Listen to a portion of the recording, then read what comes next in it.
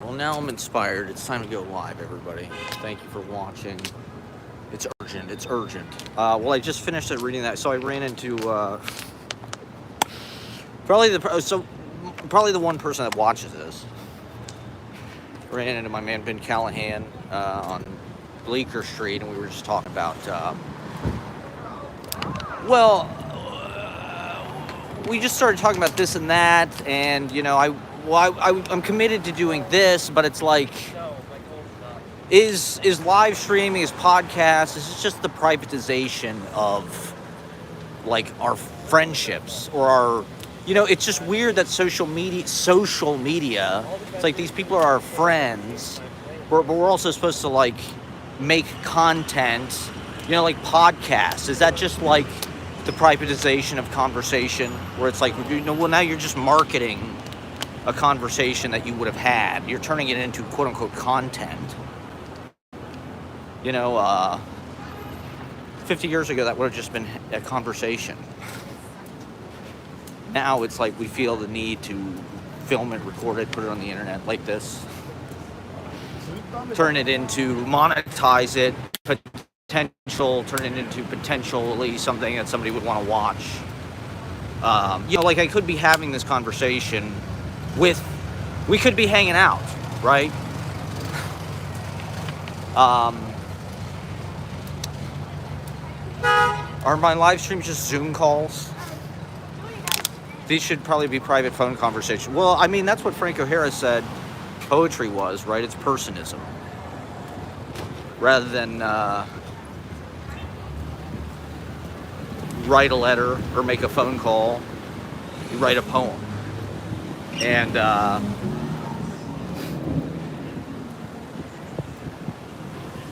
did he have this in mind? Was this what he had in mind? Rather than talk to somebody in person, do a podcast. The other thing I want to talk about, okay, so he just sent me this article. There was this article in the New York Times about Bushwick Comedy Club, which just opened. I haven't been there, but they had a submission list on Facebook that was like, if you want to produce shows at our club, send us blah blah blah, fill out this sheet, send us blah blah blah. And I didn't really realize this, but the whole New York Times article was about, they booked this club based on videos, basically tapes they call them, which is kind of ironic because they're not actually tapes. The article is like pitching it like this is some novel idea, like, oh, we're going to book our comedy club entirely on tapes rather than, interpersonal networking skills. It's kind of like positing like, oh, the way things are booked now, it's not really a meritocracy. It's just about who knows who. It's not about the funniest people. It's about who can, schmooze the right people and like that's definitely an aspect. In fact, that's probably the prime aspect of how people get booked. I wouldn't really say it's about schmoozing, but like, it's just like anything. Like, it's who you know.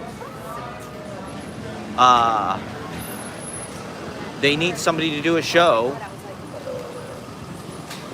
Human beings are fucking referral based. That's how things naturally, it's like word of mouth is still the most powerful form of, advertising. It's like, this is how things have always been done. It's not necessarily anything new. You could say that even more about poetry. Poetry almost exists entirely on recommendation kind of basis and who will vouch for you, because there is no, it's a little bit foggier what's good and it's not like comedy where it's like this makes you laugh or whatever and this doesn't.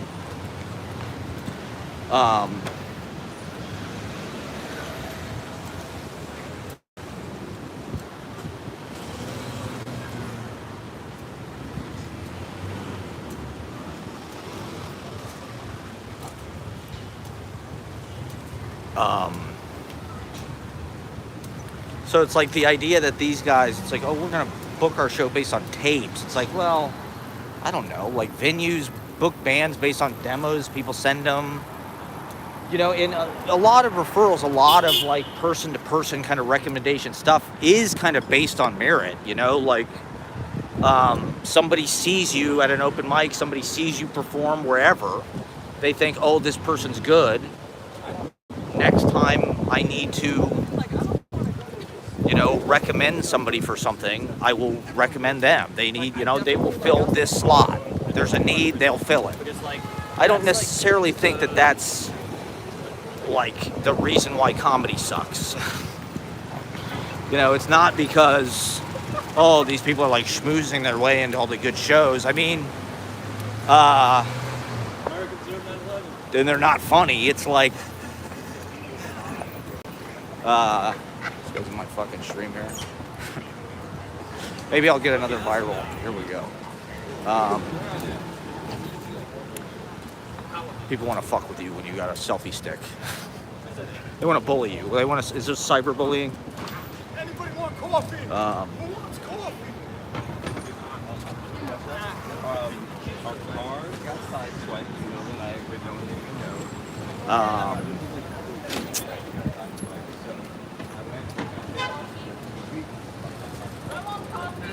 What the hell else? Fuck.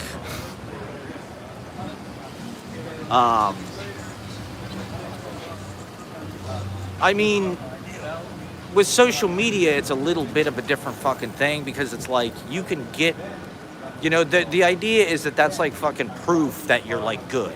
You got a shitload of followers. It's like proof that like you are. So like to some degree, I think that has maybe distorted, and this is sort of what I was talking about in my last broadcast about fucking, the difference between IRL performance and digital content. And in a certain way, the tail is kind of wagging the dog. It's like if you succeed digitally, you'll have an audience in real life. If you wanted, you don't even have to do fucking in real life shows if you don't want to.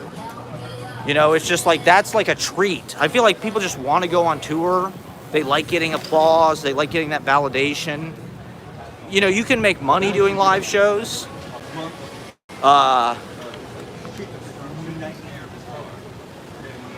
And so that's one reason why people fucking want to do it, I suppose. You can make a lot of money as like a touring comedian and shit.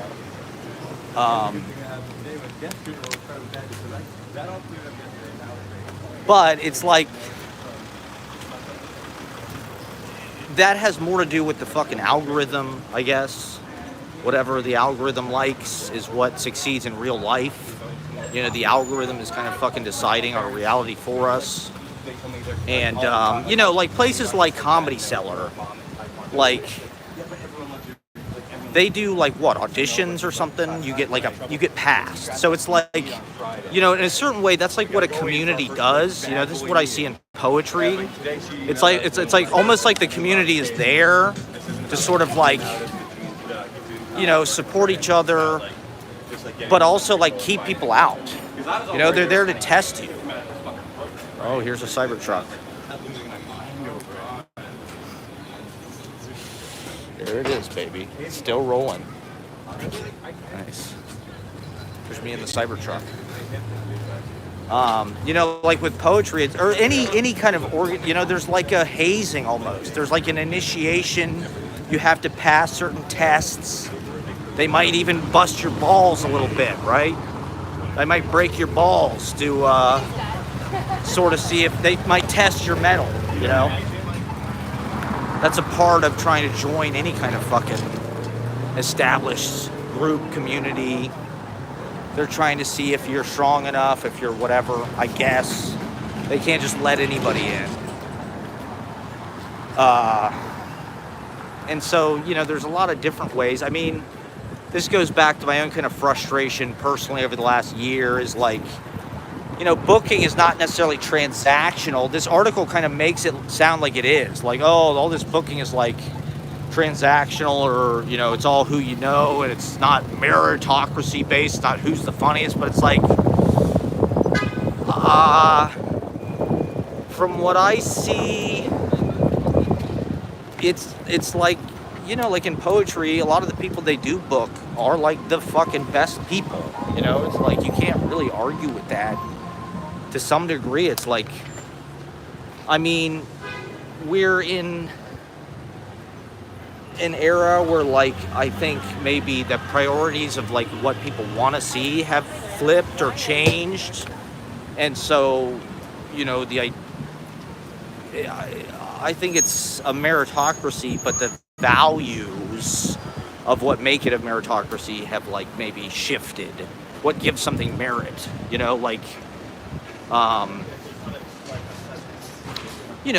If you're booking a show now, you have to be aware of like it has to have a certain diversity to it.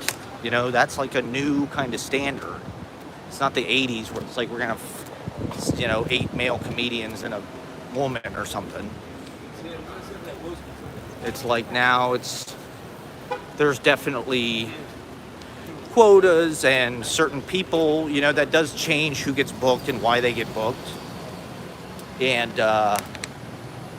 to be honest, maybe this is not like the coolest thing to admit, maybe it's kind of pathetic, but like for a while it was almost like there was just a moratorium. If you hadn't made it already as a white male, no one was going to book you. There was just a few years where during Trump where it was just like, it was like at Google, they were like, we don't even hire anybody white. It's like, I mean, I think we're kind of shifting.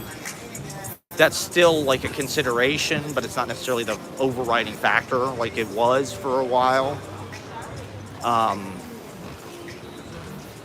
And once again, it's like, yeah, having a lot of social media followers can like get you places faster now, so it's like, I don't necessarily think people get more social media followers because they're funnier. It's not like great comedy is being made by all these like viral comedians. Like, where are they? Where's the great comedy that's being made by? I mean, I'm sure there are examples of that. There's definitely accounts on Instagram that are doing interesting things. There's certain people that, but like Ben Callahan was saying, he was talking to some comedian who was at Comedy Cellar, and he's like, the dude, it's like it's all rigged. It's all smoke and mirrors.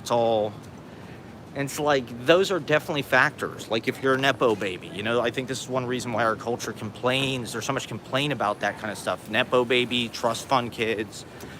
Because it's like, it is distorting the quality of what gets made and what gets seen. And to some degree, the meritocracy has stopped functioning. I think that's what they're trying to say in this New York Times article. Is like, oh, we're just going to book people based on their tape, because your tape is like, you're either funny or you're not. And it's like, well, who are the judges, first of all? The article goes out of the way to call 2 of the guys short. It's like, these 2 guys are short and the other guy towers over them. It's like, what the fuck did you need to put that in there for? I mean, I guess it does have something to say about their character, but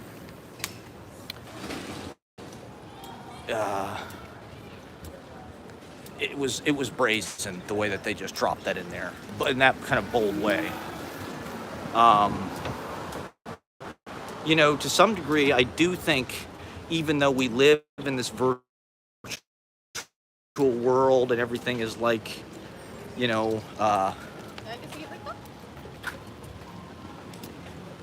kind of distorted or artificial or photoshopped or manipulated by the algorithm or whatever, I do think to some degree people trust like their gut more than anything still, and they trust like their feelings. People follow you, or they want to see you if you make them feel something. And if they see you live and they like what they see, they will tell their friends, they will follow you, they'll buy your merch. It's still like,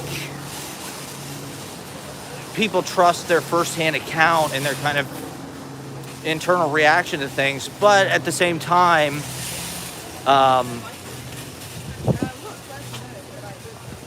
I think the things that we're programmed to like have changed. You know, this is something I didn't get into in the last show, but I wanted to talk about. I saw this Charlie Kaufman interview where he talked about how we're programmed by TV and blah, blah, blah. And I was like, we're more fucking programmed now than ever. You know, like our phones are the most specific programming they could ever fucking hope to have. You know, it's like every single minute we're hooked on these goddamn machines that kind of micro-calibrate our, you know, viewpoint on the world. God, where am I gonna sit? Oh, fuck. There's never anywhere to sit over here, god damn it. This is my park, for shit's sake. It's hot out here. It's like hot and dusty out. I thought we were kind of over this. I thought we were in fucking autumn.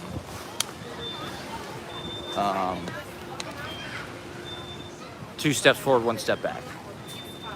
What am I gonna do? Where am I gonna go? Is that a seat? There's like a pillow on this bench right here. I can't really tell if that's a fucking place to sit or... Oh God, what am I gonna do?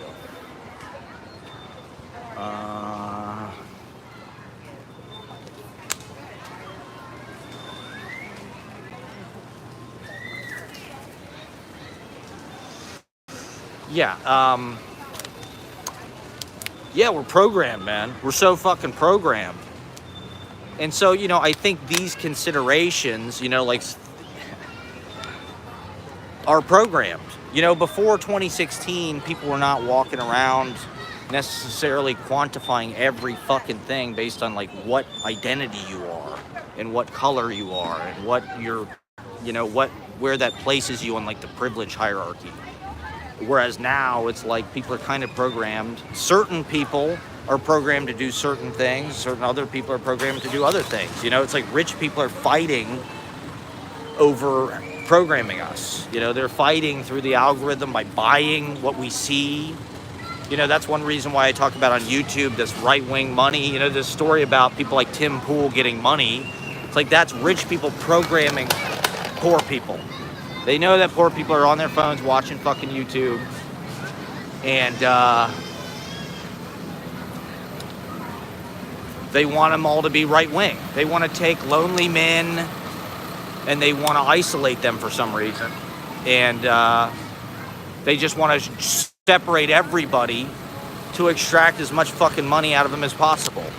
You know, how can we profit out of every second of these people's lives? Just put a shopping mall in their hand at all times, a home shopping network, QVC. They can just order fucking shit off the internet 24/7. And never stop consuming, never stop watching TikTok videos. You know, it's like, I think that's one reason why I've been having trouble sleeping. It's like, I don't want to stop watching TikTok. There's not enough hours in the day. Literally. Sorry, I'm like trying to do 2 things at once here. Oh boy. Sit on this bench for a hot second. It's hot out. I'm fucking sweating here.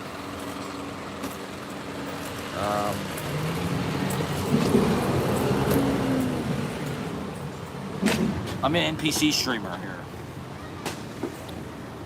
Okay.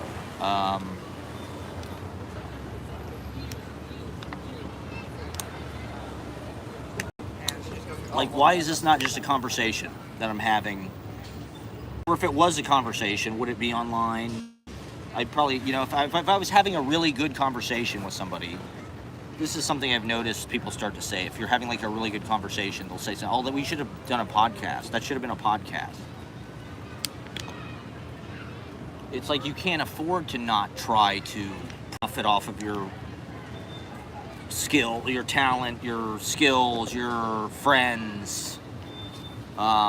You know, it's like almost like we're all in fucking Marie Claire, or what's that goddamn makeup that women are like? It's almost almost like a cult or something, where it's like they try to sell all their friends. It's like Cutco knives. So it's like, sell it to all your friends. Here's these knives. Like, sell them to everybody you know. What is that fucking makeup that women sell? It's not Marie. I guess it's maybe old-fashioned. I don't know if women do this anymore. But when I was a kid, it was like, there was like this organization. They were almost like Jehovah's Witnesses or something, where it's like they sold this fucking makeup. And so they do these demonstrations in like people's homes where like they'd sell you the kit, you know, so you could like demonstrate to your friends like, oh, isn't this, you want this kind of fucking makeup because it's so good. So it's like they're praying. It feels like social media is like that, where it's like, oh yeah, you have to figure out how to like, I mean, it's just weird the blend and the overlap between like, well, I sort of use Instagram or to like as a social thing with my friends. I guess that's why you have like a burner account or like a private account. If you're really like a big deal, you'll probably have like your business account, you know, where you have strategic kind of marketing, and then you'll have like your private account to like just have like your Instagram life with your friends or whatever. To me, I'm such a low level nobody. It's like, yeah, I share flyers. You know, I'm almost afraid to use my fucking Instagram account for that kind of shit. You know, it's like, what if I just started to post like reels and shit of me just talking about whatever to like I'm gonna voice that on like, you know, the people that have followed me for like 15 years, my friends and family.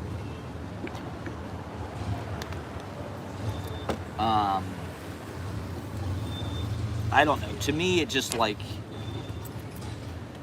it sucks so bad that these are like the mediums. Is that Ashley? Yeah, okay. Okay, love you, Ashley. Stony Poo, thank you for tuning in. Yeah, Ashley, we'll see you tomorrow, okay?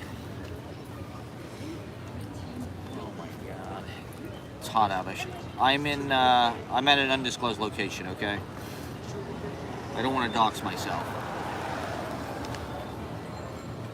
On the internet, online, for strangers.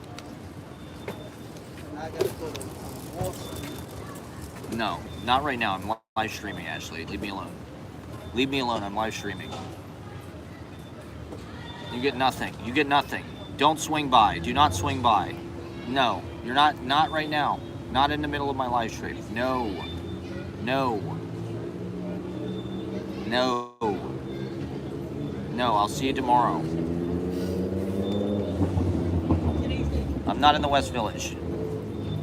You can come see me after I'm done with this, okay? Do not come now. Do not come here. After, yes. I will meet up with you after. I will meet up with you after.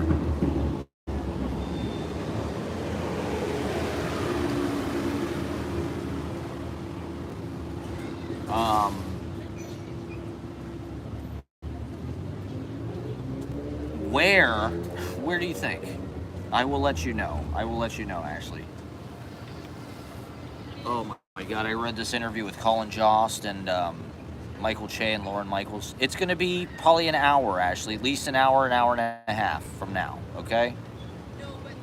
You know how long I do this. I do it for 2 hours. Yes, Ashley. Yes. Okay? Colin Jost is somebody I would say who just like played the game as far as I can tell. He was like the editor of the Hall at Harvard Lampoon. Like, I don't find that guy funny at all. He's like a fucking finance bro who writes comedy. Like Bradley Cooper, similar thing. It's like, this guy's not a movie star. He's just like a finance bro that like is in fucking movies. I don't know. Our culture just sucks, man. What can I say? We're trying as hard as we can to make it cool and to be cool. People don't like anything cool anymore. You know, the algorithm wants everybody to be Nazis. Elon Musk bought Twitter so he can just... Apparently, Elon Musk was mad that more people were seeing Joseph Biden's tweets than his. So he had them rewrite like the Twitter fucking code so more people would see his tweets. Okay, love you, Ashley.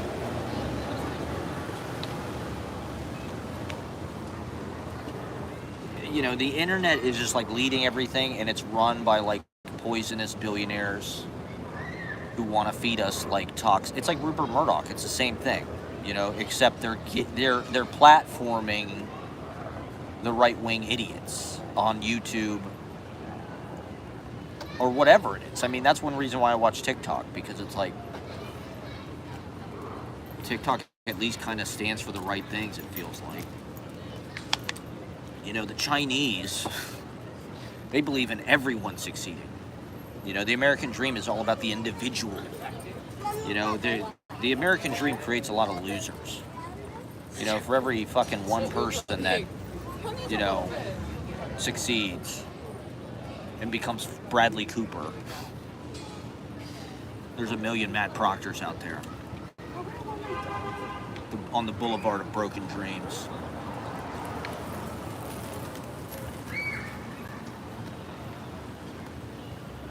I've been seeing a lot of TikTok videos about I'm about to break through. I think they just show you what you want to see, right? It's a, yes, I'll meet you then, Ashley. See you then, okay? Hour and 15 minutes. Give me an hour and 15 minutes. Okay? And just chill. And then leave me alone. God, I wish people would get out of my park.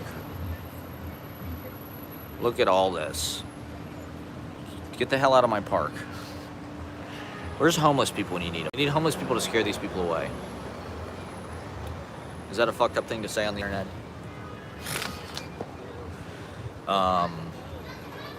Yeah. So, like, with booking shows, you know, it's like there's a number of fucking strategies that people have. I don't know. I think to some degree, people just want to do the best show they can do. But like I said, there's all these identity factors now. That's part of what makes it cool. If you have 8 white guys on your show, if you have Edward Burns on your show, it's not cool. You know, it's sort of baked in that, like, so it's a, you know, there's a slimmer margin to succeed, I would say, as a white guy. I was looking at, my new thing is going around to all the firehouses and looking at the 9/11 plaques, which, you know, you've always seen them in New York, but now, I don't know, for some reason, 9/11 is just sinking in more this year. It's like starting to like feel, not in a, you know, I just feel, I don't know, it feels more palpable or something. And going to these firehouses and shit, all the names on these plaques, for the most part, are like Irish guys. You know, it's all like Sullivan, you know, fucking O'Reilly. It's like these firefighters who gave their lives. I don't know. They were all fucking Irish white guys. You know, and I think a big reason why we see the goddamn bloated police budgets, right, that we see, is because of 9/11. You know, I mean, especially in New York. 9/11 basically wrote a blank check. As I was coming over here, I saw the counterterrorism unit, you know.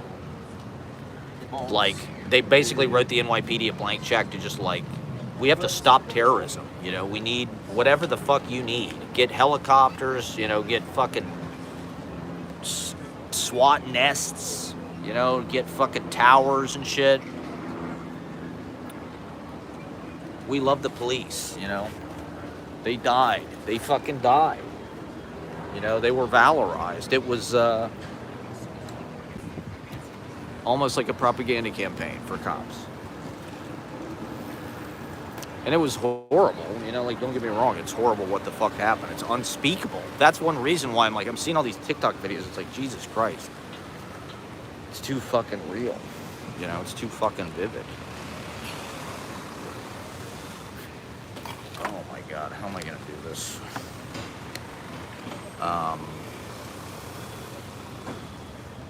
This is like the last thing you want somebody to do when you're sitting in a park.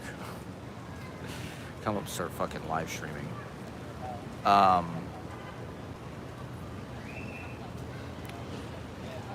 they get rid of all the tables? There's not very many tables.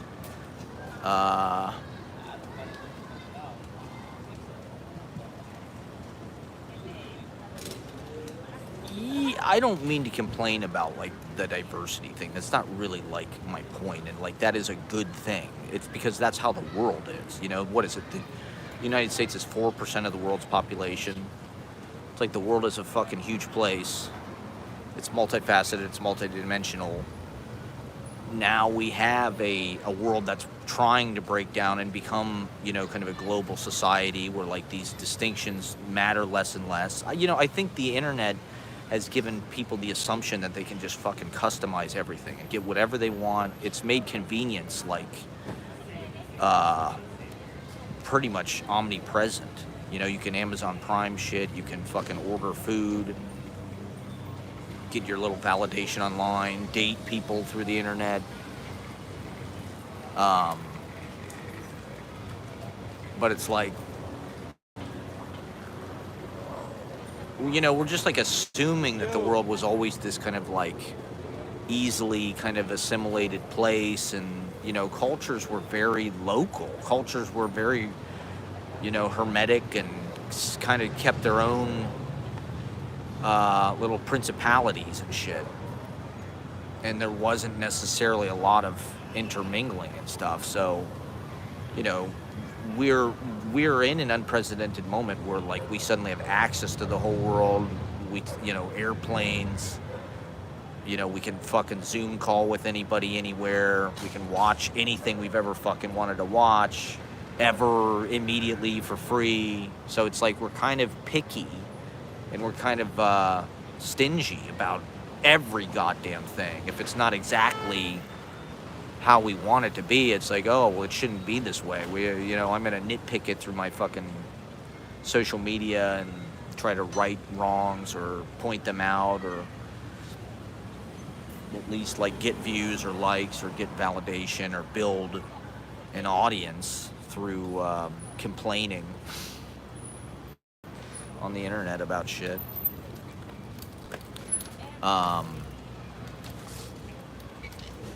I don't know. I mean, I don't really want booking to be transactional. You know, I don't necessarily look at it like so simple, like, well, I booked you, you should book me. When it comes to like, you know, events or something like that, I've heard that that's like the way that the narcissist looks at everything. It's like transactional. It's like, I did this for you, so you're going to give something back to me. Or otherwise, why did I do it? That's the only reason I do something, right, is to get something back. I don't really look at it that way. You know, I'm not like, oh, I need to do these fucking shows, so, you know, I gave something to you. But it is frustrating when you see a bunch of people that you introduced to each other or clearly, like, were cherry-picked. You know, and you're not included. Or I don't know, it's just frustrating because it's not necessarily as cleanly transactional as like, well, I did this for you, so why don't you give me something back? It's like, you know, if people, it's particularly frustrating because people like to pay so much lip service to like, oh, give it up for Matt Proctor, he's so nice for doing this, or, you know, especially in the early days, people were giving me, they were, you know, it's, and I really appreciate this, but like, you know, people give you presents or they say, oh my God, thank you. Like you gave me my friend group or this. I'm not saying everybody's like that, but they're, you know, when people are vocal about that kind of stuff, you definitely start to believe it and you start to think, okay, well, I must be doing something good and I must be having a positive effect on people's lives. Karmically, this has got to come back to me, right? I mean, isn't that what fucking karma is? I don't think it's that. It's not that transactional. It's not like, oh, I put in the good karma and the good you know, it's not like an immediate, at least it doesn't feel that way for me. I mean, maybe that's a misreading, I guess, of how karma works, but I thought the idea was if you create kind of good energy. And so I wasn't necessarily like looking for certain people to like include me in every fucking thing they did. But, you know, especially if people are like vocal about how much they appreciate you or this or that, it's like, well, the least you can fucking do is like And, it would be a nice thing for you to invite me out to do something. Invite my band to play on your fucking show. Or, there's like one guy that has System Lord to play gigs. It's like, I guess either we're not schmoozing enough, or it's not a meritocracy. I don't know. Or we suck. Or all of the above, I guess, probably. It's probably all of the above. We probably suck and we're bad people, at least me. I guess that's why people don't book me. It's like, I'm terrible. I'll ruin your event. I'll kill the vibe. And I'm a bad person. So why would anybody want to have that on their fucking show? I don't know. But I think that's how everybody is. I think everybody in New York is like, kind of varying degree of trying to play the game and get ahead. And it's like certain people have bigger advantages. There are certain people that are able to build an audience on Instagram that I'm like, this person is not that funny. They're not that insightful. They're just like an attractive woman who...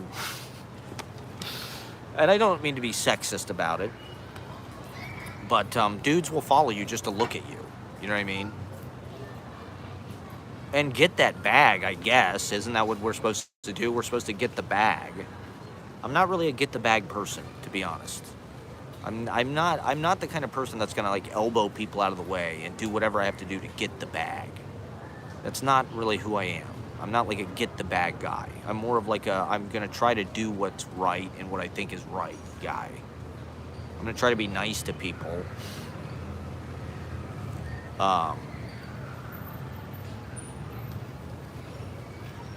And hopefully that good energy will come back, or I don't know. Or even if it doesn't, it's just like we're creating more good energy. We're creating more. That's its own reward.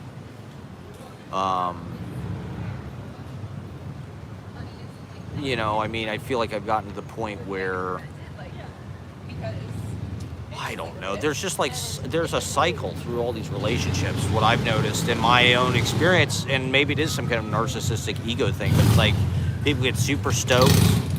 They are like awed by you. They're very grateful to you. They meet a bunch of people. They get excited. They start performing. And then at a certain point, they figure out that you're like an asshole. They think you're a narcissist. They think you're just doing it for selfish reasons. And then they just like stop talking to you and you never see them again. And there's like this kind of passive aggressive Instagram, lingering kind of like Titanic wreck of like the friendship where it's like, okay, this person doesn't look at any of my stories, they don't like any of my posts, but I know that they're out there. And they're liking this other person post, or they're in this event, they're still in bed with all these other people. I've gone through this process like a few times in New York. But it's like, how can I maintain good relationships? How can I, for me, I got stuck in this mindset of like hustle culture, 10,000 hours, right? Where it's just like, I'm going to try to get 10,000 hours of stage time in New York somehow through open mics, 5 minutes at a time. How many 5 minutes open mics would you have to do to get 10,000 hours? How many, so an hour is 6, so that's 12 per hour. So it'd be at what, 120,000? You'd have to do 120,000 open mics to do 10,000 hours. Is that right? Am I right on the math there? I don't even think that's possible. Or is it 12,000 hours? Maybe it's 12,000 open mics. No, it'd be 120,000 open mics. It's not even possible. How are you going to get 10,000 hours of practice in any goddamn thing?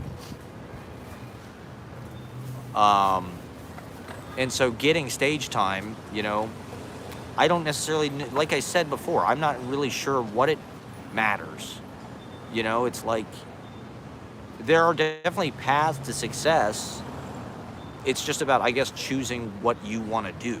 Like, you can build an audience way fucking faster by making dumbass Instagram reels. You're going to have 100,000 followers before you know it, if you just crank out Instagram reels. even people that are like bad comedians. People, in fact, a number of people who I've seen who are really not remarkable on stage at all, but they're nice people or this or that, but they're not really like that fun to watch on stage.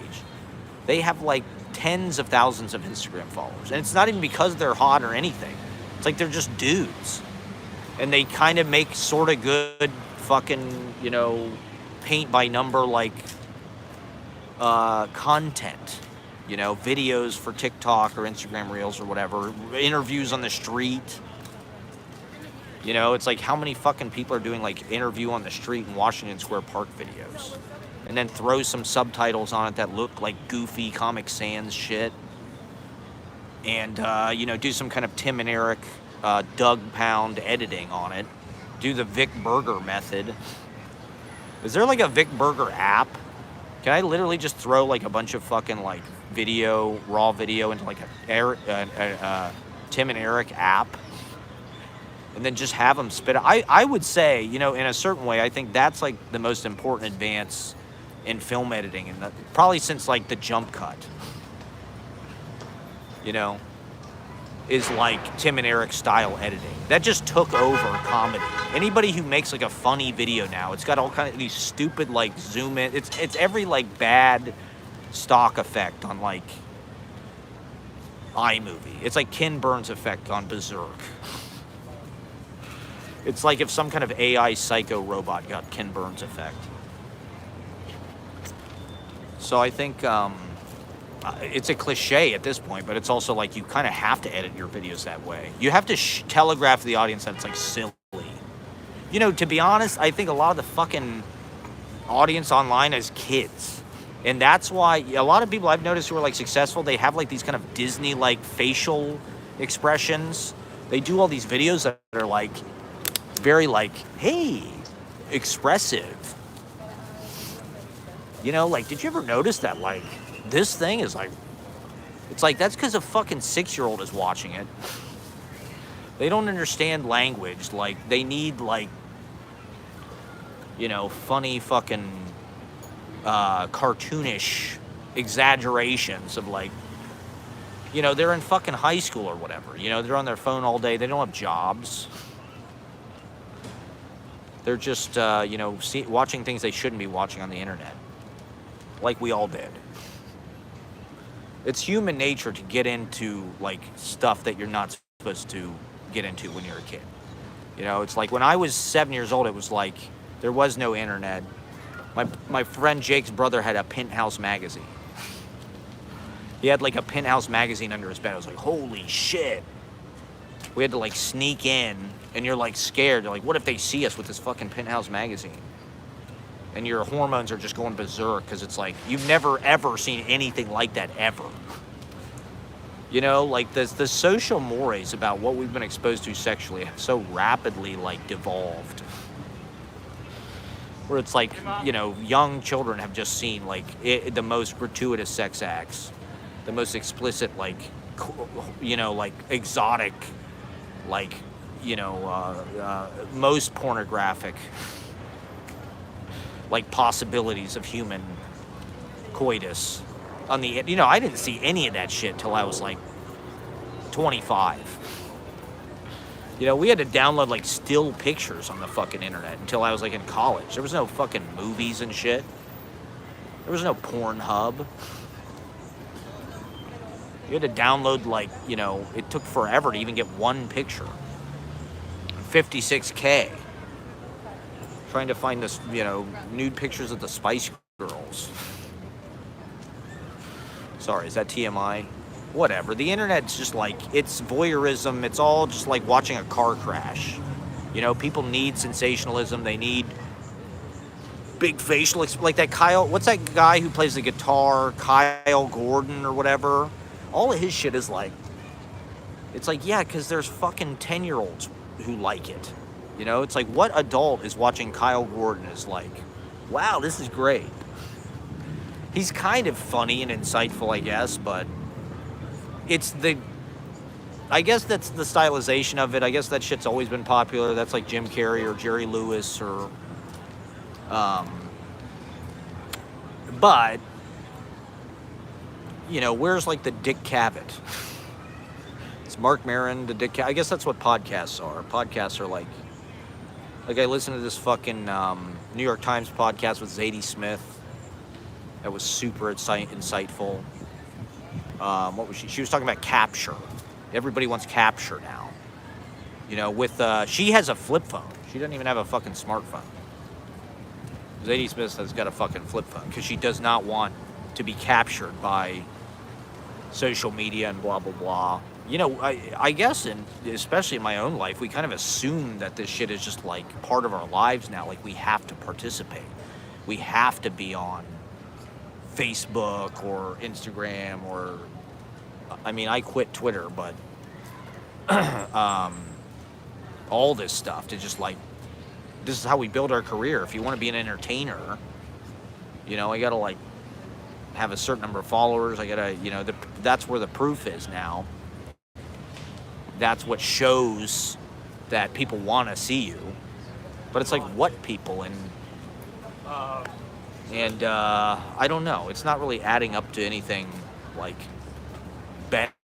It's not adding up to like a better functionality in the work. It's like,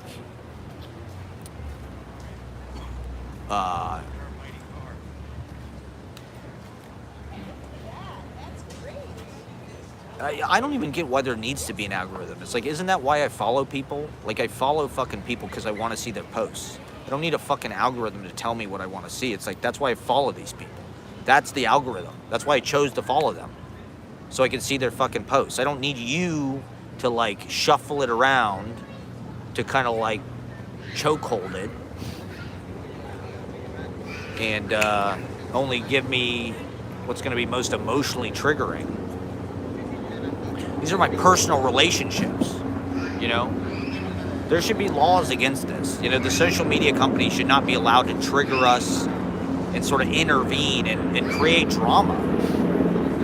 It seems to me like that's what it wants to do. One of the reasons why I think we get so upset that we're not booked on shows is because you see everything that's out there. You see what's happening. You see who's on what. See who's liking it. See who's attending, and you're like, oh, I missed out. I wasn't invited. Nobody likes to feel like they're not invited to the fucking birthday party. God, Bleecker Park has just become so popular. It's just become overrun. It's because of my live streams. My live streams are so wildly popular. The secret's out, everybody knows about it now.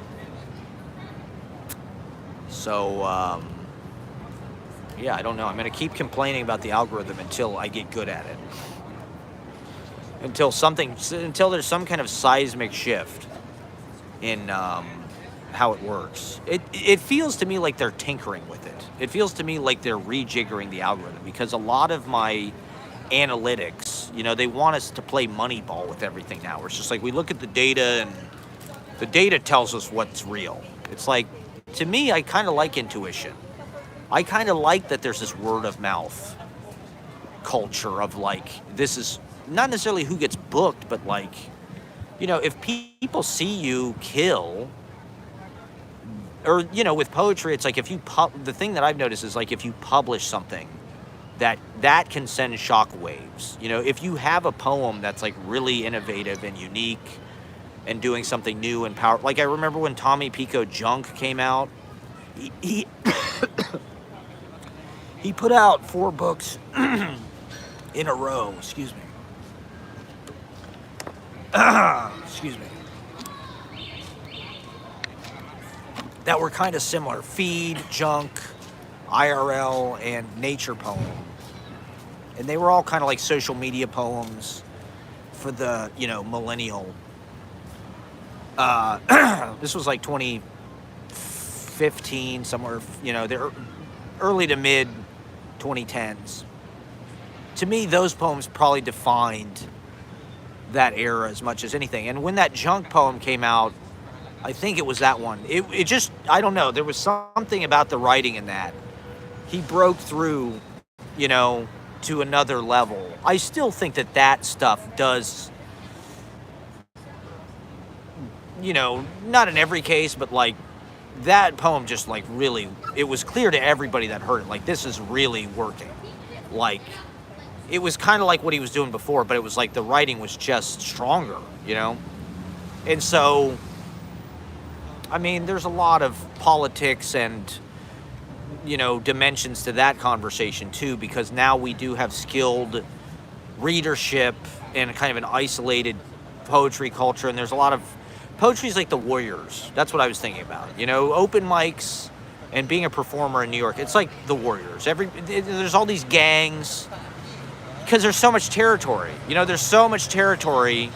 It's kind of more fun to think about it on a local level. It's kind of fun to think about, like, oh, there's these poets that are in Queens and they have their thing, and then there's, you know, these poets in downtown and they have their thing, and then there's Bushwick poets, and then there's Crown Heights poets, and then there's Flatbush, and then there's Uptown and Bronx and Staten Island and blah blah blah. You know, there are kind of, and there's also like kind of aesthetic things that unite people or kind of group people together,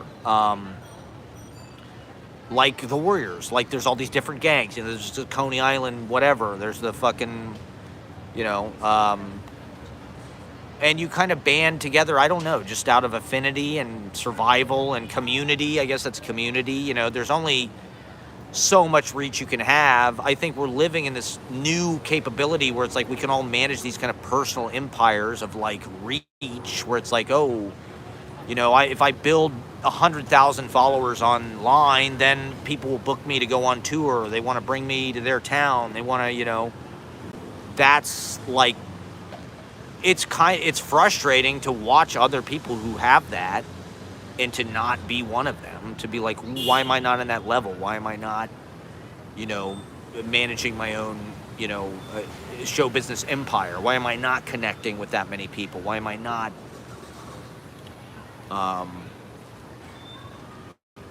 why am I not Nick Mullen? Why am I not Adam Friedland, you know?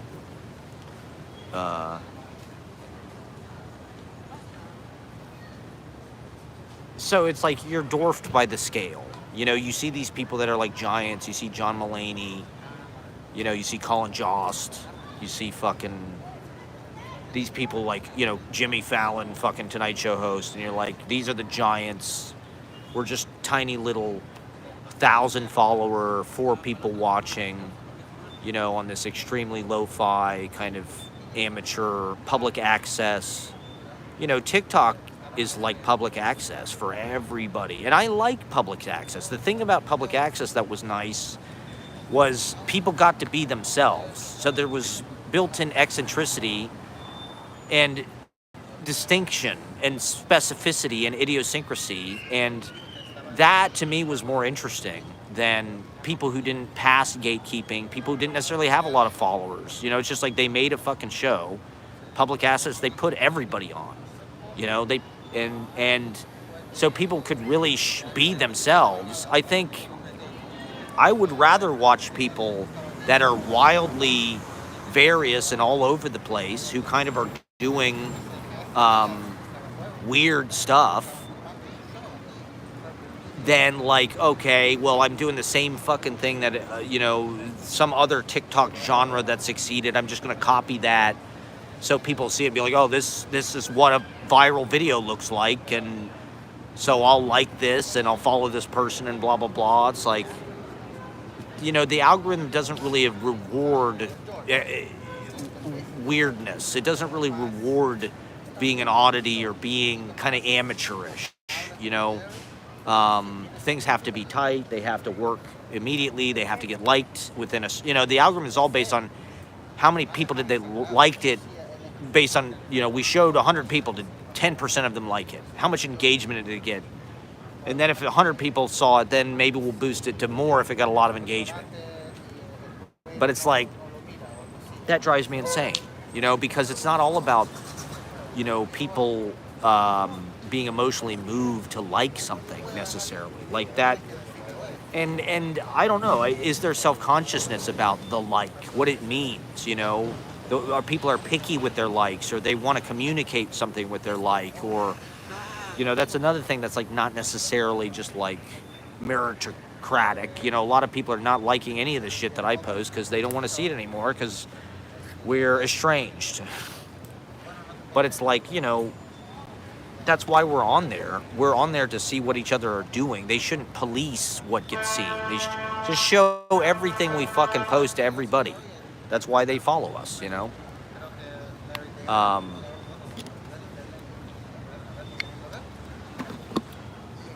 things like Andrew Schultz or these fucking Rogan comedians. Like I said, there's fucking dark money in this. The algorithm, whatever the fuck it is. It's like rewarding the fucking banality. It's rewarding people who want to like shit that's like as dumb as they are. Yes. I know. Like if you look at Office Hours, the fucking Tim Heidecker live stream that he does. I don't know if people watch Office Hours. He does a live stream basically every week. And it's almost like a Zoom. It's almost like a really dressed up Zoom. I think he started doing it before the pandemic. He's been doing it probably for 6 or 7 years. And it's like, he probably only gets 10,000 views or something. Which, in the area of like, how many does Rogan get? Like millions, or fucking Tim Dillon will get hundreds of thousands of people watching his fucking stream of consciousness monologue or whatever. But it's like, if you look at the people that are watching Tim Heidecker stuff, it's like they're all artists. They're all really cool people. They're interesting. They're fucking creative. And they're not creatives. I hate the fucking term creative. Can we put a fucking moratorium on the term creative? Like, what what a tech word for, I guess it's from Mad Men. It's like from the advertising industry, like, you're in creative. I'm a creative, but like, being an artist is not tied to capitalism. Like, everybody wants to tie their art to capitalism now. They want to be a creative. They want to be an artistic director. They want to be, making money with their Instagram following or on TikTok or whatever the fuck it is. And it's like, I guess that's exciting. I guess that's new. I like participating in that space as well, but, somebody like Tim Heidecker, I think, does it in an interesting way where it's like he's connecting with smart people who are creatives. They're artists. I think people are afraid to say the word artist. It's like the word poet. It's like kind of this pretentious mantle to kind of assume. It's kind of presumptuous to be like, oh, I'm an artist. And our culture hates art. They want to kill the artists. American capitalism and wealth inequality and shit. And the programming, the social programming that happens via algorithm, I think is killing. It's death to art because, like I said, it rewards sameness. It doesn't reward individuation. It doesn't reward eccentricity. It doesn't reward, I'm not seeing, TikTok is not like Liquid Television or something. It's like if you watch Liquid Television on MTV in the fucking 90s, it's like there was so much vision on that show. The animation styles were all vast. It's going to kill me when I've got 8 people watching. God damn it. They're trying to screw me. Because I started telling I started telling too much truth about the algorithm and shit. Look at YouTube. YouTube is not like, YouTube could be Sundance. Why isn't it? I guess people who are making Sundance caliber films are like showing them on No Budge or something, or I don't even know where they show them. Vimeo?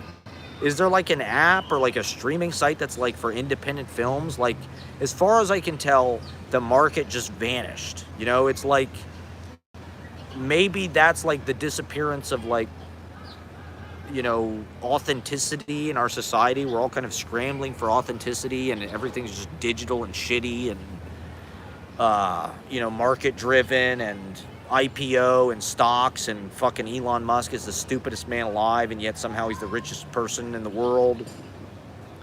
What did he say recently? He said he wanted to impregnate Taylor Swift. It's like, they should ban this guy from Twitter. Can we get Elon Musk banned? That's fucked up. That's fucking weird and creepy. I think he's on too many drugs. I think he's very dissociated from reality because he's kind of famously talks about how he microdoses and this and that. It's like, the dude is a moron.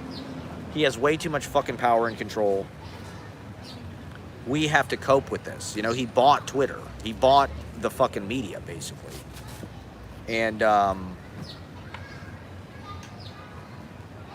what the fuck was I saying? You know, it's just poisoning our friendships. It's, you know, we're trying to negotiate how to build a career amongst all this. You know, how do we fucking, and it doesn't feel artistic, right? Like putting fucking videos of your stand-up comedy on Instagram.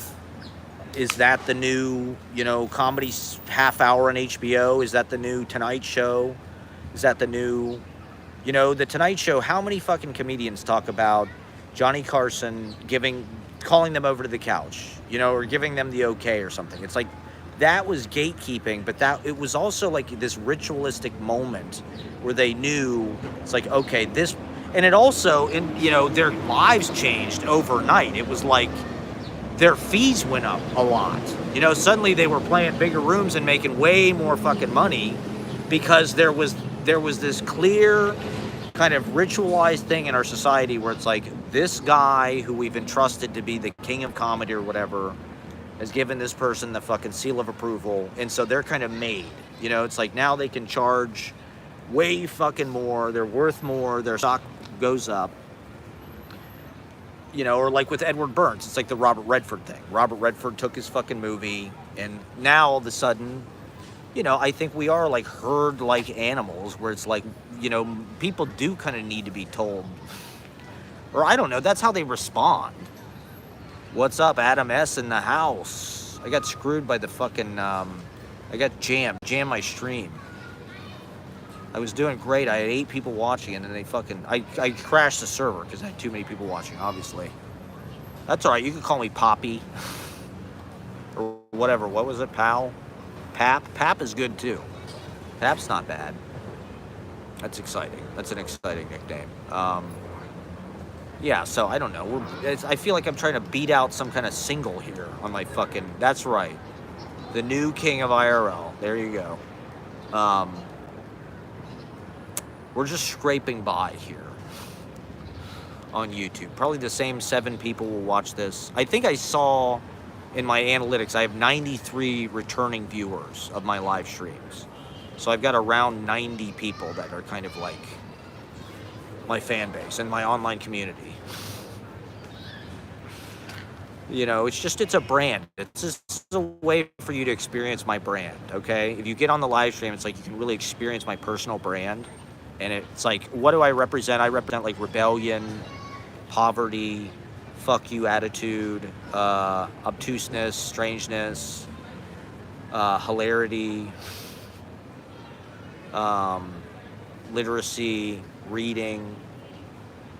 Mr. Based is in jail. Uh-oh. That's a streamer? Was that guy on Kick? I wouldn't be surprised if they all end up in fucking jail. That's why they get audiences, because they're doing like borderline illegal shit. He might have pimped me in my uh-oh. What's his name? Yeah, he's an actual pimp, huh? Mr. Based. I mean, his name Mr. Based sounds like a pimp name to me. You know, I mean, see, I don't know. People don't want, they want that kind of controversy. You know, they want people that are, or I don't know, they want sociopaths. You know what I mean? There you go. Kick and YouTube sometimes. He's in New York, and now he's in jail with Puff Daddy, with Sean Puffy Combs and all of that baby oil or whatever the fuck. The thousands of pounds of baby oil he had for his freak-offs. Ay. That's the American dream right there, to become Puff Daddy and just force people to roll around in baby oil or whatever the fuck they were doing. Whatever weird shit he was forcing people to do. Oh man, I do want to smoke one more time before I have to go to work. I've been working 3 days in a row. That's like Lou Gehrig. That's rough for me. I feel like Cal Ripken Jr. Oh yeah, one of my new favorite features of YouTube, if you watch my Edward Burns video, anybody who I mention by name, there you go. Apparently he spent 7 years in, see, these are the people who succeed. They're all like mini Trump, you know what I mean? This is what the internet has been used to like enable criminal activity and enable people who are like pieces of shit to like get a lot of power and attention. People want to, they want to watch edgy, meanness. They want to watch meanness. Okay, that's right. Exactly. They want to watch sociopaths. Why are people attracted to sociopaths? Why are they attracted to Trump? You know what I mean? When he's so bad for them. It's like Trump is the emperor god of these kind of pathetic right-wing streamer edgelord fuckfaces. Fuckface von Clownstick. And they're all sort of like little miniature versions of his little roast comedy things that he does. His stream of consciousness. He's a dickhead. He makes fun of people. I don't know. And, well, they're probably worse. There's people out there who are imitating him who are, like, way stupider, way more toxic. I mean, not that he's not stupid and toxic, but that's one reason why he's so bad. Because the president sets a fucking standard, and he's enabled a lot of shitty behavior and a lot of shitty people. Who would have thought we would end up here 10 years ago? Good fucking question. I mean, they have been predicting that this country would fall apart by 2020. It kind of did happen on schedule, to be honest. Like, the country has been getting, the animosity toward the government has been getting worse and worse and worse. And there are people who very much want to destroy the government. So in a certain way, Trump is just kind of the logical extension of that. He's kind of like, their wet dream. He's like who they need. Yeah, he ran for president a few times. I remember him saying that he was going to run in the 90s and I think maybe even 2000, and there was no interest, He hadn't really been The Apprentice is really what kind of like shaped him and made him a more of like a cartoon in public eye. You know what I mean? And for 46 or whatever % of the population who've been systematically dumbed down and poisoned and are, if you look at this country, right, it's like the lifespan, the longevity, the literacy rate, it's like it's way, way, way lower in like the South and like typically red areas. It's like, the lifespan is like way shorter in the South and fucking West Virginia and shit. And nothing against those people. It's like they are being manipulated by Republicans who are brainwashing them into being Christian conservatives and eating horrible food and being super gun nuts and pro-life. And, it's not that complicated. It's gun, God, and military for those people. And country. Or, now at this point, it's like, fuck the government, Well, I think that's true. I think in certain way, like, you can't really, Trump is like the one side of what this country has become. He is the emblem and kind of the supreme symbol of like a certain part of America. Celebrity obsessed, junk food, fake money, Nepo baby, private, his dad gave him his career. Oh, here comes Ashley. No. Not yet, Ashley. She's with somebody.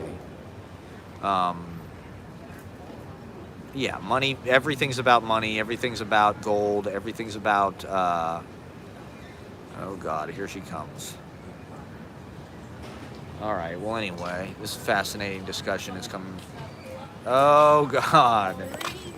She's singing it. Snuffleupagus story. Bum, bum. Well, we're gonna let you live stream, Okay. but in a little bit, Kay and Trevor are coming here. Okay. It's the Matt meet. I have to work. Okay, I know. Yeah. But I'm just gonna use the bathroom, but I just want to chat before you leave. Okay. But we had Snuffleupagus office hours. We'll tell you all. Okay, office hours, huh? All right. Wow, was that mean? Was I mean? I feel like they thought I was mean. Did I come off as harsh? Well, I don't know. I'm trying to defend my fucking small business. Trying to build my small business here. Yeah, so I don't know. I mean, you know, people have always told me it's like you do it for the greater good. You know, you're not a humanities major because, you know, you don't get into it for the money. You get into it for the greater good. I think our society has been fucking re-engineered and brainwashed over the last 30 fucking years in a very dangerous way, where it's like, if you look at the enrollment in the humanities, that's right, building my streaming empire. If you look at the enrollment in the humanities, it's gone way the fuck down. It's plummeted. People don't see the point anymore, right? Because you can't get a job. But it's like, those are the kind of skills that I think that that's why there's no fabric of society, because there's no humanity. You know, it's like there's no appreciation for, you know, I don't know, each other. There's no sensitivity. You know, Trump kind of promotes this bullying, insulting, blunt. You know, he's, for some reason, it's the same thing on YouTube. It's the same thing like Mr. whatever the fuck his name is, Mr. Based. People want to see like the bad guy. They want to see the anti-hero. They want to see the heel. The heel, right? Ric Flair is more interesting to watch. We're in such a cynical society. People don't want to see Gary Cooper. They can't believe in that. It's more entertaining for some reason to watch somebody, Johnny Fairplay, right? These reality shows were a big part of it. Simon Cowell. They wanted to watch people who were like the ultimate like boss, you know, the ultimate like robber baron, kind of like Tammany Hall, big fat, mean Simon Cowell. It's like he's just going to be brutally honest, you know.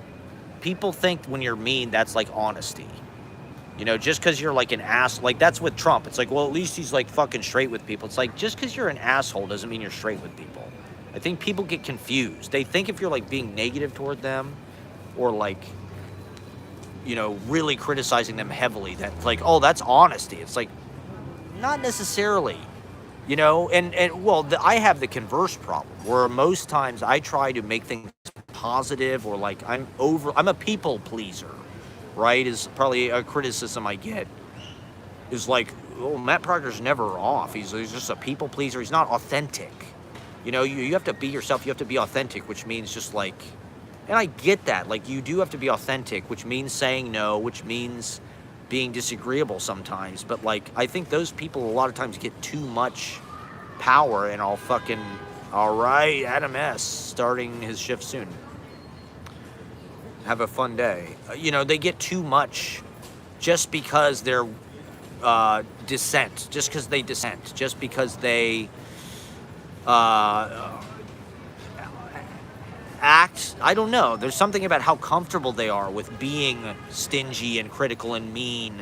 You know, Simon Cowell is the final judge. He was the star. He was the real star of American Idol, because he was the white male who fucking like ultimately, you know, he's the emperor who ultimately decides. He's the gatekeeper. And they always defer to men in that position, where it's like, oh, this is a strong man. That's the CEO class. You know, if you look at the executives, it's those kind of people. It's tall, good-looking white guys who are fucking assholes. That's what they get paid for. Like Jack Welch, they get paid to fire people. You know, how many people did fucking Elon Musk fire at Twitter? He bought Twitter and just started firing people. It's like, that's not a good boss. You know, he doesn't understand the value of his employees. He doesn't want to contribute to their lives. He sees no responsibility toward them. That's what a fucking company is for. It's not to make stockholders rich. It's to provide a living for people and jobs, right? That's what it should be for. It should be to add to the fucking fabric and well-being of our society. You know, there needs to be new metrics, new fucking quantifiabilities for like what success is and what real value is. Because The stock market certainly doesn't know what the fuck it is. These Tesla fucking cars are so ugly and stupid. I'm so fucking sick of Tesla dog shit getting fucking like so much press coverage, so much money, so much power. It's like, fuck these fucking Gilded Age fat cats. You know, wealth inequality has exploded. There she is again. Okay, Ashley. Yeah.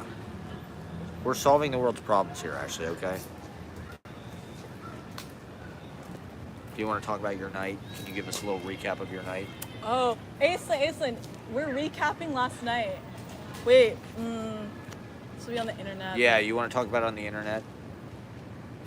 Should I talk about it on the internet, Aislinn? No. No. Okay, it doesn't matter. We don't care. We don't want to know about it. No, I'll tell you after. Yeah, we'll hear about it later. Yeah, I don't need to edit it. Okay. Okay, I'm in the middle. I'm in the middle of a very important point I'm making here, okay? No, don't sit there. Don't sit there. Don't sit there. I'm talking. You're not going to want to hear what I'm saying. I'm not done yet. Give me 20 minutes. Okay. You know, I think women especially like it when you're mean to them. I don't know why. Maybe it's because so many guys are nice to them all the time, and they're getting so much fucking validation all the time, and so many compliments, and so much sycophancy. You know, it's like famous people, right? It's like they get sick of people kissing their ass and fake to them, so they only trust people that are like not doing that are not star fuckers or groupies. Okay. You know, a groupie is like a type. You know, like your fan is like a type. It's like, it's not like a real person to you.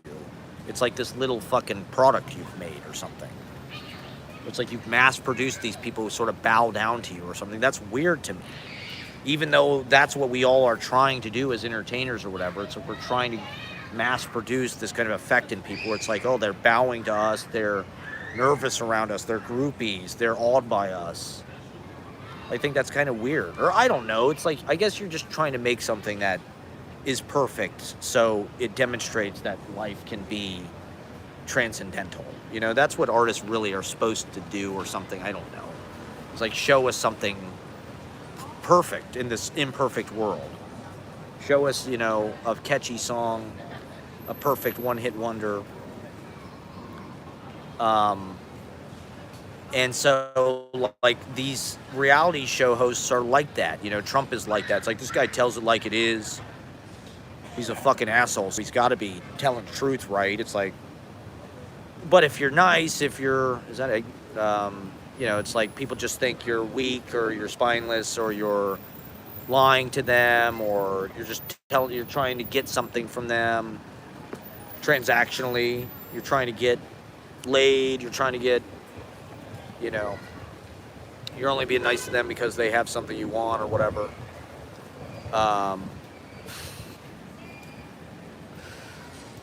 You know, like a lot of women will get bored in a relationship if you're like too nice, if you're too afraid, if you're too deferential.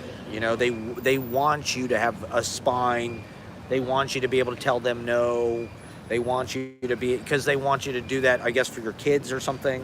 As a man, that's your job, is to be the mean dad who terrifies the children into behaving. Like Trump, right? He's like the stern father. Everybody, you know, America, that's what America needed. I think, you know, like with Obama, there was this idea, people talk about this a lot. Trump was a reaction to Obama. People couldn't handle psychologically that we had a black president, and so that's why they reacted and voted for Trump. I think, you know, with certain people, probably not that high a percentage of people, that's true.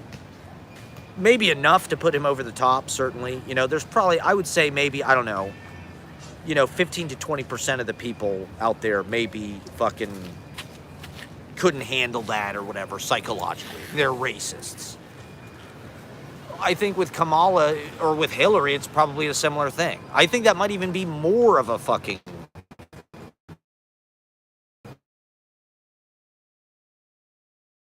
thing than boss or being told what to do by a woman.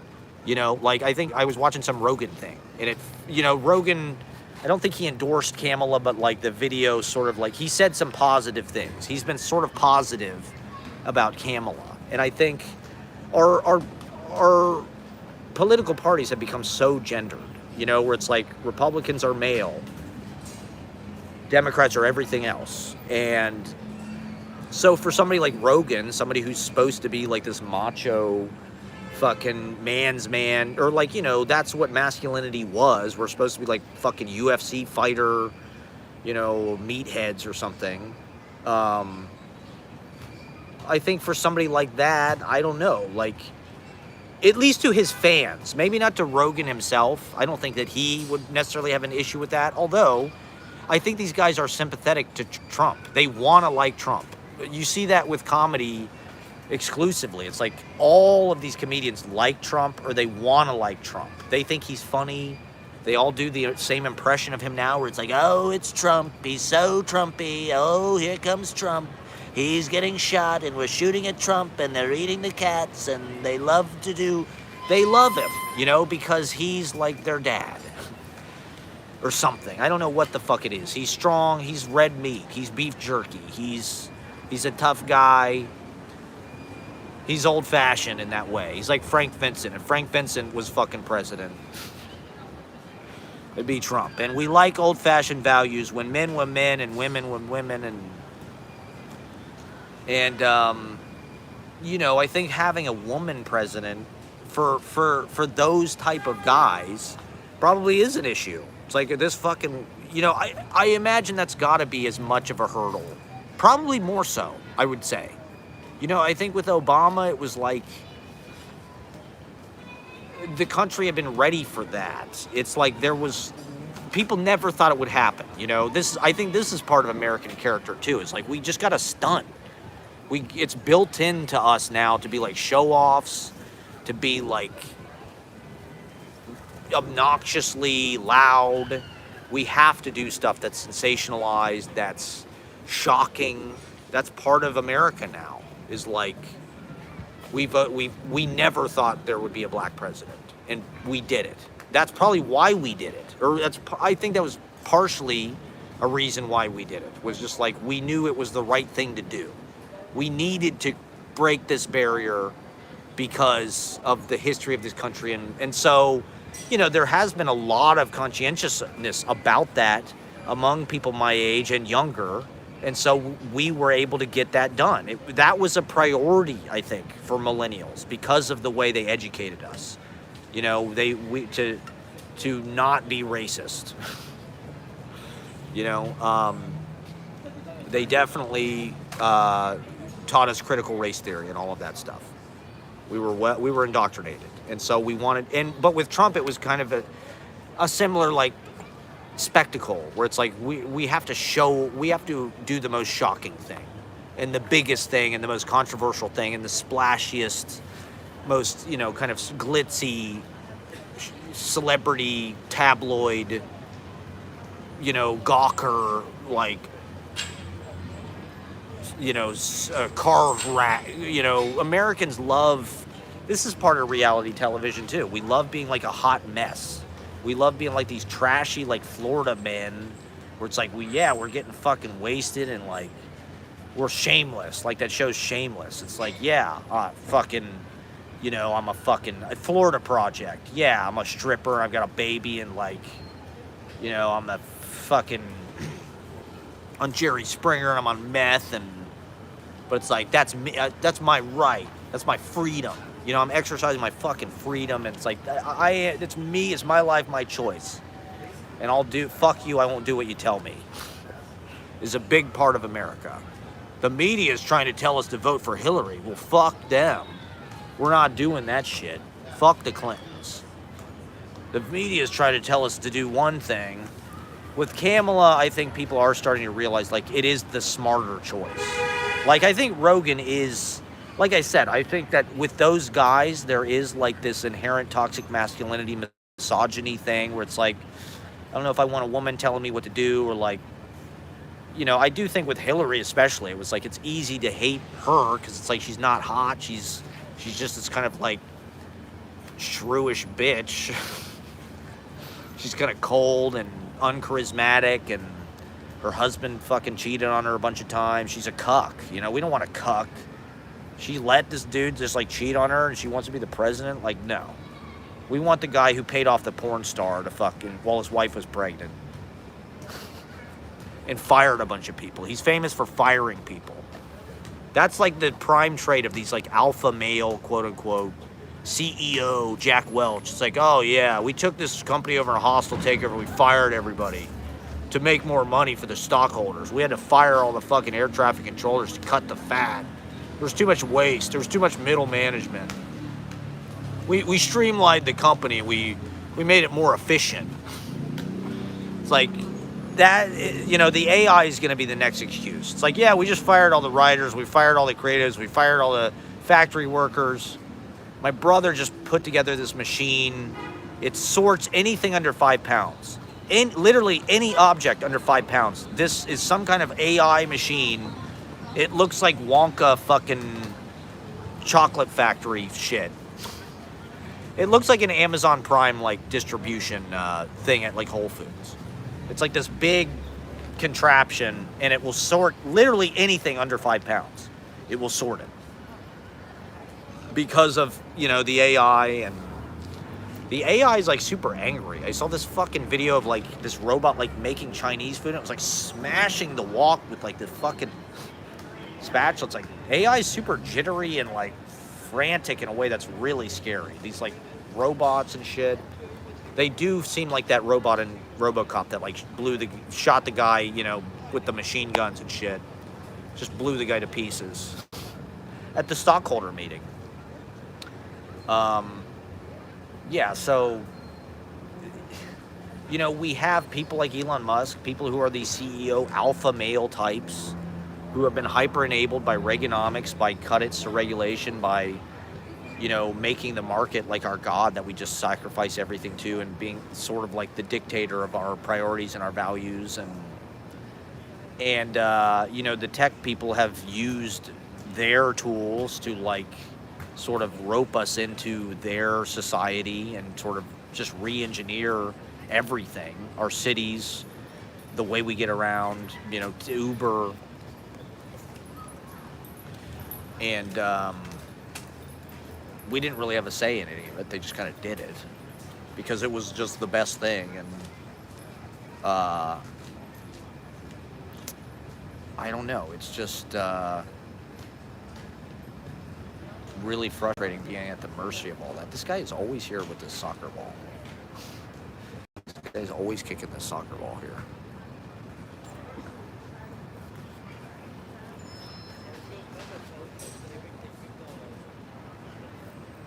And it's like we're subjected to this. We are subjected to scrambling to pay our rent. I mean, that's another fucking thing, right? That the algorithm has just like completely changed. If you look at the way that rents were 15 years, it's not inflation. It's not just because the Fed printed money. It's like the algorithm is driving these fucking data points and blah, blah, blah. Ash Wednesday. Okay, we'll have to check out Ash Wednesday. I haven't watched Ash Wednesday yet. Thank you. That's like, does that have anything to do with 9/11? I'm about to sign off probably. I've got 20% left. 20% battery, so maybe I'll go to 10% and then I'll be done. I'll have to check it. So you watched the Edward Burns stream. The nice Irish boy, Edward Burns. I had to go in depth. There's still more. I mean, there's more to talk about, obviously. We didn't even talk about Ash Wednesday. Haven't even seen it yet. So yeah, there's a few Edward Burns movies that I have not seen yet. What else? What the hell else? I mean,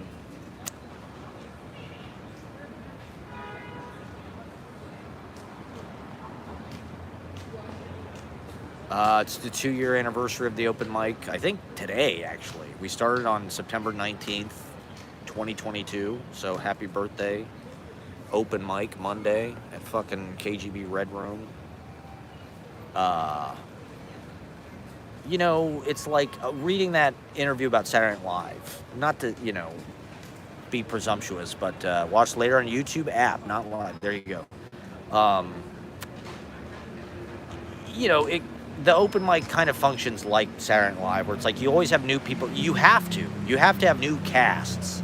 You know, it's like so I'm curious about Lorne Michaels, right? Like Lorne Michaels has become this kind of like funny impression that people do, and this kind of like, you know, kind of iconic, like almost like Werner Herzog or something. It's like he's kind of, people know who he is. They do his voice, and Saturday Night Live does like have this weird need. Our culture has like a need for this or something. And the fact that it's like this live show, it's so thrown together and kind of slapdash and no, you know, very low budget, and kind of like, it's almost like kids doing a skit in their fucking living room or something. It's like, but at the same time, it's still very contemporary. You know, I think something it said in this article is like YouTube clips of SNL have gotten like 3 billion views or something this year. It's like SNL is kind of perfect for TikTok, for viral, for Instagram Reels, for these kind of micro content, you know, parts of our day where everything is sort of fun size and sound bites and immediate and cartoonish and like a caricature of reality. You know, for some reason, like that stuff really thrives. You know, it's like we're all subjected to this kind of carnival barker thing of like, we're all standing on the fucking midway, like, hey, watch my fucking, come watch my content. You know, come in, please. Step right up, you know, check this out. You won't believe this. And so there is like this carnival-esque kind of heightened stimulation candy thing to it, where it's like everything has to be super jumping out at you. And but the one constant, right, through Saturday Night Live for all the eras is Lorne Michaels, right? He's kind of the manager of it, the auteur. You know, it's a simple thing. That's part of what I like about it. It's like, it starts with the cold open, live from New York at Saturday night, which is this iconic kind of signature thing. This phrase, for some reason, I don't know, maybe that's a Laugh-In thing. Did Laugh-In have some kind of catchphrase or something that like started the show?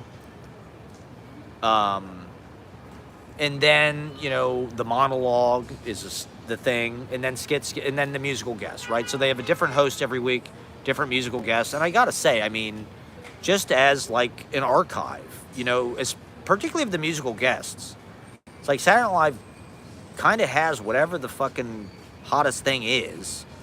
And, you know, their archive of musical guests is just nuts. Like, everybody that's fucking played there in that studio, I think that's one of the most special parts of the show, is the fact that it's sort of a variety show, but the format is simple. It kind of shifts a little bit week to week about where they put the musical guests and how many numbers they get, but it's been basically the same for 50 years.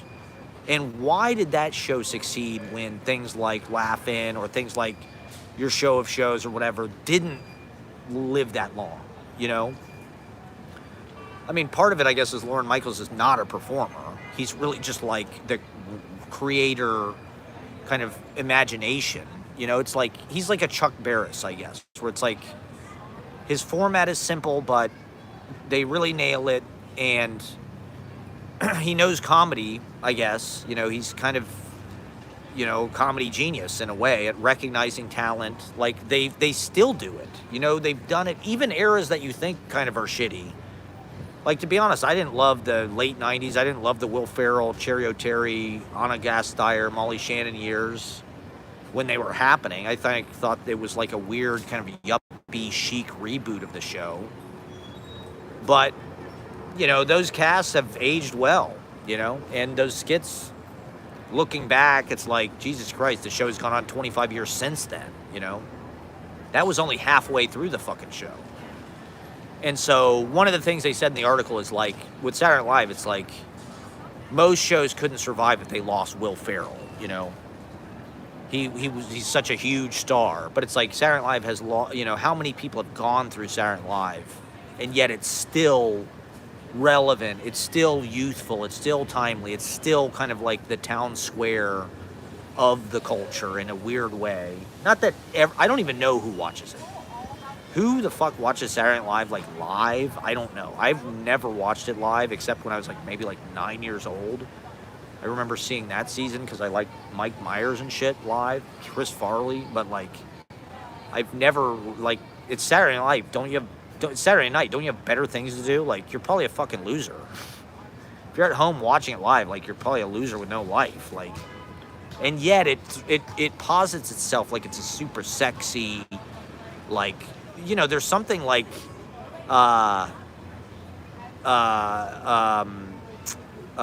aphrodisiac about Saturday Night Live. Like, how does Pete Davidson get all these women? Or like Colin Jost is fucking married to Scarlett Johansson? Like, how the fuck? Because they're on fucking Saturday Night Live? Like, that's weird to me. Like, it's got this kind of excitement. Maybe that's a legacy media thing. Like, fucking Kaya Gerber is in the fucking SNL movie. Women are attracted to, like, you know, credentials and clout and status and shit like that. And so SNL is like one of the few things left that really has that original kind of patina and veneer where it still feels, you know, Lorne Michaels is still there. So if you get in, you're connected to Bill Murray and Chevy and John Belushi. Technically, you know, you were chosen by the same person that chose those people, so you must have it, right? And you know, it's a show that it's kind of built in that it's going to be uneven, or it's not always going to work. Things are going to bomb. There's going to be entire bad years where shit doesn't work. But you still go on, new people come in. And so, I don't know, with this open mic, it's like, it's become a job for me, you know, in a way. And that's was not necessarily my intention when I started it. I wanted it to be just kind of like an art piece, and it is, but part of it is just looking at, like, you have to figure out how to make something endure and last and stay popular, stay making money, stay getting ratings, creating buzz, creating memorable moments, creating stars. Like Lorne Michaels, you know, he's kind of in the star-making business. He recognizes stars, and I think he's seen the process enough, and he's been a part of it enough that he kind of recognizes. He's like Yoda or something, you know? He's like the master that you kind of have to go to learn. Or at least that's kind of how it feels, you know, in our culture. You know, like, there's nothing really else like that. That kind of old school gatekeeping fucking thing. I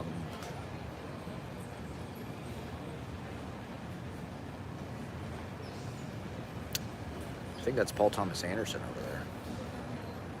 Is that Paul Thomas Anderson? You tell me. Is that guy Paul Thomas Anderson right there?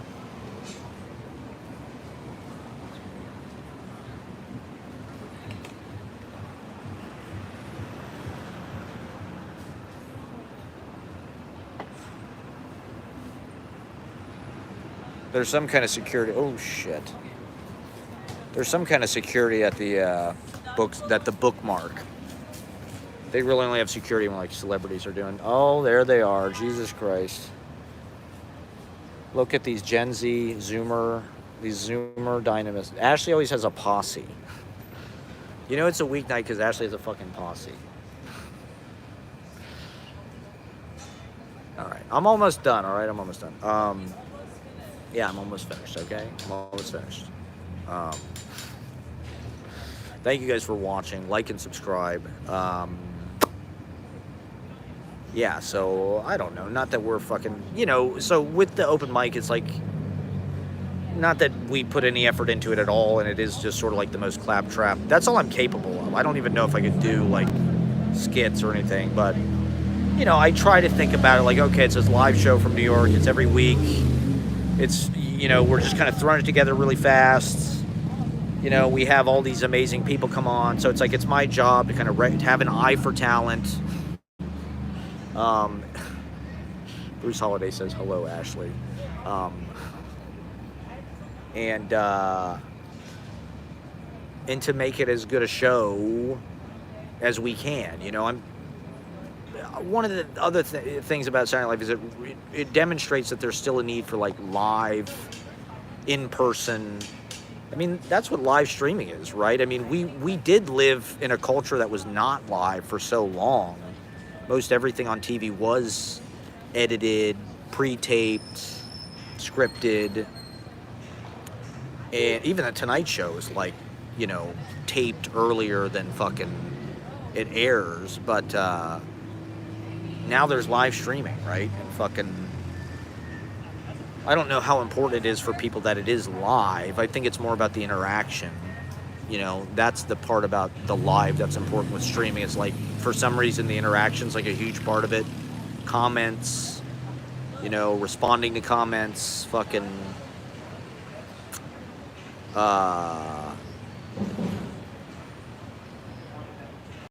But that's, to get back to the original thing, and maybe I'll close with this to just kind of bring it full circle, is like, there's this weird, you know, where it's like, okay, you guys are sort of my friends.